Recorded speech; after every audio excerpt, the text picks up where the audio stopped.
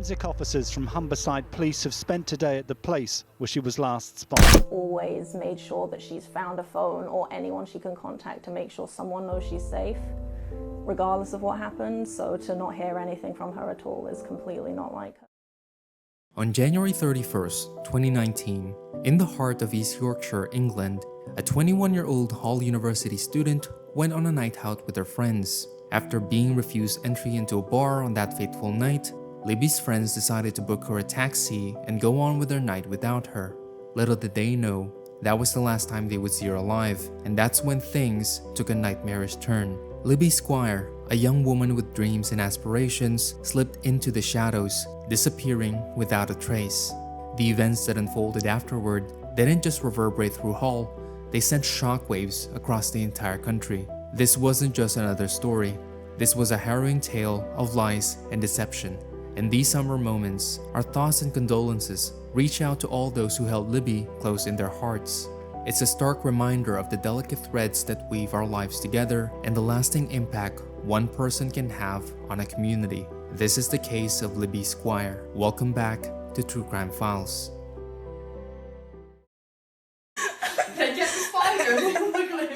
Liberty Squire, who went by Libby, was born in the new year of 1998. Those who knew her describe her as talented and witty and always attempted to include everybody. She was an exceptional student and had pushed herself to achieve good grades. She was doing well in university, was socially active, and had a great group of friends. She grew up in a tight-knit family in West Wickham, Buckinghamshire, and was especially close to her mother Lisa and father Russell. Yet, there was a veiled struggle beneath the surface that remained concealed from the world. Unbeknownst to many, Libby held herself to an unattainable standard, and her mental well-being suffered silently. The battle she fought was quiet and fierce, an ongoing tussle with an eating disorder and the darkness of self-inflicted wounds. Still, Libby pressed on, conquering her A-levels and securing her place at the University of Hull to delve into the world of philosophy. Her decision to venture far from the safety of her home didn't come with its share of concerns, especially from her mother Lisa. The fear of her delicate mental health taking a toll weighed heavily on Lisa's mind. But Libby, ever the optimist, saw this as a chance to start anew. A jaunt to Paris preceded her university journey, infusing her spirit with renowned vigor. With unwavering determination, Libby embraced her university life, her meticulous planning guiding her path. She set her sights on a future in journalism, and post-graduation escapades with her housemates danced in her dreams. University became a crucible of her transformation, molding Libby into a version of herself that radiated unbridled happiness. Her friends bore witness to this metamorphosis, a testament to the power of healing through change. Life's canvas seemed painted with vibrant hues until that fateful night of January 31st, 2019. Libby left her dorm and went with her housemates to another student's house. The plan was that Libby and her friends would have some drinks, play some games, catch up, and head out to Welly, a popular nearby club. At around 10 p.m., she sent her boyfriend a text message to say goodnight as she was leaving her phone at home, and around 11:30, the group arrived at the nightclub, picked up by CCTV as they walked in. Libby was refused entry. She had already too many drinks and was intoxicated, and the security turned her away. They regrouped, and 10 minutes later, her friends put her in a taxi, gave the driver some money, and told him to take her back home. They watched as the taxi drove off and carried on with their night. At around 3 a.m., the group decided to call it a night and go back home. They sent a text message to the housemate of Libby that had stayed at home to see how it was. To their alarm and confusion, they said Libby hadn't come home and they had not seen her. They assumed that she was out clubbing with her friends. Everyone started calling other people's homes, wondering if she had gone there. Not one person had seen her, and since she left her phone back home, they couldn't get a hold of her that way either. Her friends grew worried. Not only was Libby alone and intoxicated, but it was also severely cold outside. With snow covering parts of the road, they knew that it wasn't safe that she is still out there, and she called the police right away. The police were immediately concerned. Given Libby's struggle with her mental health in the past, they suspected her to have run away. Although they had to consider every possibility, her friends and family said this was highly unlikely. She had been in the best of spirits, loved her housemates, and had just received excellent remarks on her assignments. Within just a few hours of the reporting, Libby was all over the media. Is of Libby Squire recorded by a CCTV camera just minutes before her last known sighting. Wearing a short black dress and unsteady on her feet, she stumbles as she approaches a late-night venue popular with students, the Welly Club. The police had managed to track down the taxi driver. He said that he had dropped her at Wellesley Avenue, and when he glanced back, he saw her walking towards her front door. For whatever reason, Libby hadn't gone inside. Thankfully, the street was laid in with CCTV, and knowing the time she was placed in a taxi, it wasn't hard to find her and track where she went after getting out of the cab.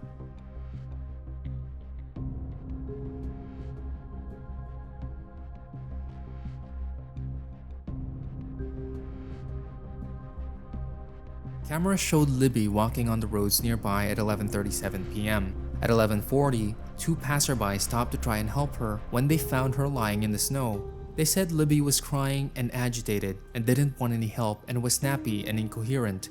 A group of students then saw her outside their house and invited her in to check if she was okay, but she carried on walking. And judging from what she was wearing and how cold it was, police suspected that she was suffering from the early stages of hypothermia. Specialist teams aided by Coast Guards continued their search by the river, and it seemed like everyone in Hull was worried about Libby. I know there have been nights where she's lost her phone or not gotten back to where she needed to go, and she's always found somebody's phone to let somebody know that she's okay. Like, it's not like her to leave people worrying. Well, we were all in different groups. So I was with a group. I was with my friend, and we went to go get cash out before we went out. And as we got there, we found out she hadn't made it in, and then she was getting put in a taxi. Right. But then that's the last I saw of her. Today, the search for Libby entered its 12th day, with police officers clearing brush and long grass by a pond just a few hundred yards from her last confirmed location. This is still an active search for any trace, any clue of where the 21-year-old may have gone. Hours turned into days and days to weeks. There was no sign of Libby. Although the police were still treating it as a missing persons report, the detectives were now looking at it as an abduction. Libby's parents began making appeals. Please come forward with any information you may have, no matter how small or irrelevant it may be. We just want Libby home. Libby, my darling pie, we just want to know that you're safe. Please get in touch with us any way you can. The whole family is missing you, especially me and your dad, your sisters and your brother. I miss you so much. The search parties were huge, and Libby's name was all over social media. The university started collaborating with the police to arrange times and places to go out searching. The search for Libby was the largest missing person search in the history of Humberside Police. More than 100 police officers and staff searched for evidence, while specialist teams searched nearby bodies of water, including the River Hull and Beverly and Bramston Drain. The police carried out door-to-door inquiries and search bins. Her phone was looked at, but it showed nothing that proved she met up with anybody. The investigation seemed to be going nowhere, and the police felt like they had reached a dead end. This was until police would finally receive their first big tip. A resident that lived near Oaks Road playing fields said he heard a woman screaming at around midnight, and the noise was heard coming from around the wooded area. It was so loud that it woke him up, and he knew the time was exactly because he checked his phone. He looked out of the window to see a man hurrying towards a car. Using this time frame, the police went back and searched through the cameras again and started working in reverse order. If what the neighbor heard was indeed Libby, it meant that there was around a 30 to 40 minute window between when she was first seen walking around the streets to that specific point in time. It had narrowed a lot down. Finally, they saw something in the footage that piqued their interest. They noticed a silver Vauxhall has been circulating the area for hours before Libby was last seen. It was just driving round and round for seemingly no reason. Just before midnight, this very car was seen pulling in at the end of the road close to where Libby was walking. A person stepped out and crossed the road quickly to follow her. Libby appeared to be standing still near the bus stop, but she was walking back in the direction of her house. The person then crossed back over and started walking on the other side of the road. It seemed that this mystery person was scanning Libby from across the street to see if she was with anyone or to understand the situation. They crossed the road and went to Libby to talk to her. 5 minutes passed and the pair were seen walking together, but in the opposite direction Libby had been heading in. Libby was on the pavement and the driver was sitting in the car. Authorities saw a few more headlights come and go and believe whoever the driver was waiting for the coast to be clear before continuing at 12:08 a.m. Libby got inside whoever's vehicle it was and the car drove off. The police now had the description of the car and, going off what the residents said, a time frame and a potential location for where the car had ended up with Libby. And sure enough, the car was tracked as it pulled into Oak Road's playing fields. 10 minutes passed and it was around the time that the resident heard the screams. The car's lights came on and it exited the fields and headed back out onto the streets. Meanwhile, 2 women came forward with separate complaints, but one that would ultimately be a huge lead. They reported that around 3 a.m., a man had stepped in front of them on the street and started masturbating. They were horrified, but he was unfazed, almost amused by how disgusted the women were. Using this time, location, and description, they found the man in question. Everything matched up, and it was the same man in the same car. They now had a clear image of the man, and following his movements in the hours before and days afterward, they got a hit on the car's number plate. Finally, on February 6, the police announced they had arrested in connection with Libby's disappearance a 24-year-old married father of 2, Pavel Relevich. Pavel moved to the UK as a Polish teenager and went to a catering college near Hull. And apart from being arrested on suspicion of the abduction of Libby, he was also arrested for sexual offenses. They finally had their person of interest in custody. People around Pavel said he was but a hardworking man who enjoyed baking, gym, and going on walks with his family. It was always polite and smiley, and he was the last person they would suspect in any crime. However, under the seemingly innocent facade laid a chilling streak of crimes. It wasn't long before the police figured out they had caught a very dangerous individual. Pavel lived very close to where Libby was last seen and from where the screams had come from. After taking his DNA sample, it turned out he was linked to several other crimes going back almost 2 years. Pavel had been a sexual deviant from a very young age, and by his admission, he was unable to control his urges. He was addicted to pornography and would often go for an evening run to prowl the streets, looking at women walking alone and exposing himself. For a long time, Pavel had been breaking into people's houses and watching people have sex and following women on the street, often flashing himself to them. He would break into houses, steal underwear, and leave used condoms around. Although fingerprints were often lifted and DNA was taken from the houses, Pavel had no criminal record and no matches were ever made to him. But now there were, and a lot of matches to say the least. After a thorough review of Pavel's vehicle, police discovered dirty underwear, used condoms, and sex toys. When he was asked about Libby, he denied having ever seen her, but when the police put the CCTV in front of him, he changed the story, claiming that he had picked her up that night, calling himself a good Samaritan and offered to take her home. He told them he dropped her off at Oak Fields and drove back home where he had a bath and watched pornography. It wasn't an admission, but it was enough to put him at the scene, and given what the residents had said about the screams, they knew there was far more to the story. The detectives feared that this was no longer a missing person case and that Libby had been met with harm. Authorities were enough to charge Pavel with 13 sexual offenses, but this still wasn't enough to link him directly to Libby. While all this was going on, Libby had finally been found, but not in the state her family had hoped. A fisherman in the Humber estuary found a badly decomposing body floating in the water. It was unrecognizable, but it had Libby's necklace around its neck. The body was taken out and sent for testing, and when the results came back, it was confirmed that she had been raped before being murdered. After 7 weeks, Libby's family were told yesterday that a body had been found in the Humber estuary. Tonight, they got the news they'd been dreading, as police confirmed it was Libby's body. The University of Hull has released a statement saying, "Our hearts go out to Libby's family and friends at this incredibly difficult time, and we will continue to give them our full support." A 24-year-old man arrested in connection with Libby's disappearance remains under investigation. At the place where she was last seen, tonight people have already begun to pay their respects. Police say their priority now is getting answers for Libby's family that they so desperately need. In August 2019, 7 long months after Libby had gone missing, Pavel was in court facing other charges which he was pleading not guilty to.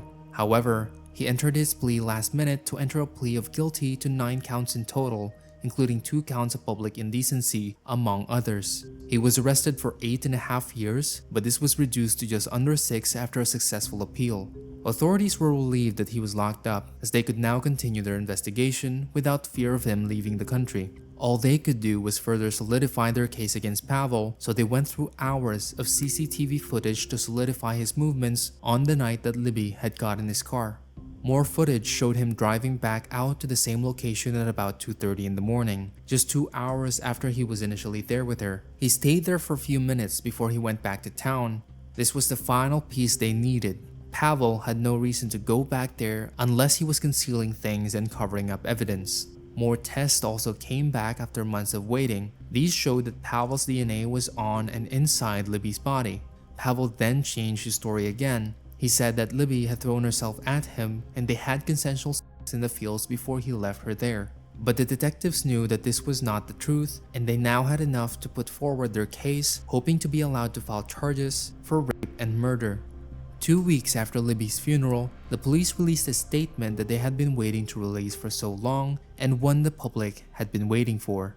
After consulting with the prosecutors, Pavel Relevich was charged with the rape and murder of Libby's squire. As he was read the charges in the police car via translator, he started to laugh, appearing completely unfazed. Pavel pleaded not guilty, maintaining his story of it being a consensual hookup, and the trial, after many delays due to the pandemic, finally began in January 2021. The prosecution had put forward a damning case. Pavel was a highly dangerous predator whose crimes had escalated to such a degree that he was willing to do anything to fulfill his sexual perversions. He saw women as objects and sought fun out of frightening them. When he saw Libby that night, alone, cold, and vulnerable, he took advantage of her and knew instantly what he was going to do the second she got into his car.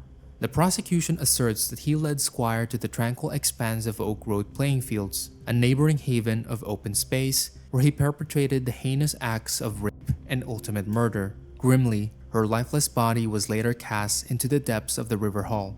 Moreover, the prosecution illuminates Relovich's disconcerting trail of sexual transgressions and unsettlingly motivated behaviors spanning the 18 months leading up to the tragic event, portraying him as an individual plagued by insurmountable sexual urges. On that day, he was intent on raping, and if it hadn't been Libby, it would have been any other girl. The defense, on the other hand, was focused on the less than 10-minute window he would have had to commit the crime if his car pulled into the fields at 12:11 and the screams were heard at 12:14, and then he was back out and driving by 20 past 12. It left less than a 10-minute window for all of this to happen in, but the prosecution said that it was possible, given the fact that Libby was unable to fight back and steady on her feet, and Pavel was sexually motivated to do in that moment what he did. Prosecutors said it was clear that he was always looking for more to push things further, and when breaking into homes and watching women was no longer fulfilling, it would only be a matter of time before he took it further to satisfy his urges. And the reason he kept escalating the severity of his crimes was because he could. He kept getting away with it time and time again. After 2 weeks of trial, the jury began to deliberate. He was found guilty with an 11-1 majority and was sentenced to life in prison with a minimum term of 27 years. Libby's parents appeared relieved by the guilty verdict, however, stated that the sentencing changed nothing for them as a family. As a family, today's verdict changes nothing for us. There is no closure. We don't get to have Libby back, and our lives don't revert. After his conviction, Pavel's wife separated from him and moved back to Poland. She maintains to this day that their relationship was nothing but good, and she was horrified when everything came out as it was not the man she knew. After the sentencing, Pavel wrote a letter to his wife and daughter, and in the letter he said, "I wanted to ask you how you are feeling. Do you still love me? I will never stop loving you. I want to come back so much. We have beautiful children, and you are beautiful. I want you to be strong, love the children, and love me. I will return to you. I promise you this." If you enjoyed this video, make sure to subscribe to the channel because that makes this video possible, and here is another one you might enjoy.